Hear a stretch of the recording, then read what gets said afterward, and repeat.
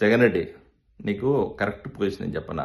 CM position కాదు. CM position వదిలేసేసి resign చేసి దయచేసి గుర్కా పని ఎత్తుకో, వాచ్మ్యాన్ పని ఎత్తుకో. ఎందుకంటే నువ్వు చేసే పనులు, నువ్వు చేసే కార్యక్రమాలు ఎట్లున్నాయంటే ఆ గుర్కా పనులు, వాచ్మ్యాన్ పనులు చేసే వాళ్ళు చేసే పనులనే ఉన్నాయి.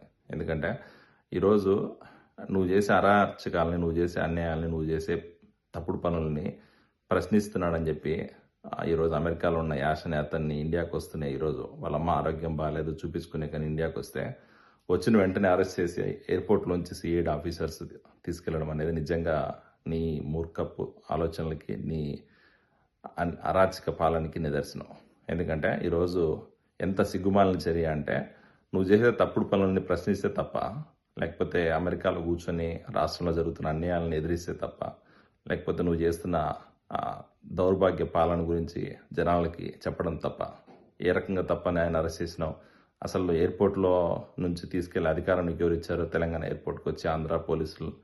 అసలు రాష్ట్రంలో మనం డెమోక్రసీలో ఉన్నామా, లేకపోతే ఇండిపెండెన్స్ ఉందా లేదా? ఇండియాకు ఆంధ్రాకి రావాలంటే స్పెషల్ వీసా తీసుకొని రావాలా? ఆయన ఇంత డేగ కన్ను పెట్టి ఇండియాకి ఎవడు వస్తున్నాడు, ఆంధ్రాకి ఎవడు వస్తున్నాడు, ఎవడు పోతున్నాడు, నా మీద ఎవడు బురద చదువుతున్నాడు, నేను చేసే తప్పుడు పనులు ఎవరు బయట చూపిస్తాను, నన్ను ఎవరు ప్రశ్నిస్తున్నారని చెప్పి కాసుకునేవాడికి, అంత పిరికోడికి నీకు సీఎం పొజిషన్ ఎందుకు చెప్పు? అందుకే దాన్ని వదిలేసేసి గుర్కా పని, వాచ్మ్యాన్ పని ఎత్తుకో. కరెక్ట్. 2024 తర్వాత ఎట్లయినా నువ్వు ఓడిపోవడం ఖచ్చితంగా. ఎలాగో తెలుగు ప్రజలు, ఆంధ్రాలో ఉన్న అందరూ అబ్జర్వ్ చేస్తున్నారు నువ్వు చేసే మూర్ఖ పనులు, నువ్వు చేసే దౌర్భాగ్యమైన ఆరక్షక పాలన. సో ఖచ్చితంగా రాబోయే రోజులు గుణపాఠం చెప్తారు. 2024 తర్వాత నీకు గుర్కా పని కరెక్ట్ అవుతుంది. So get ready for Gurkha work.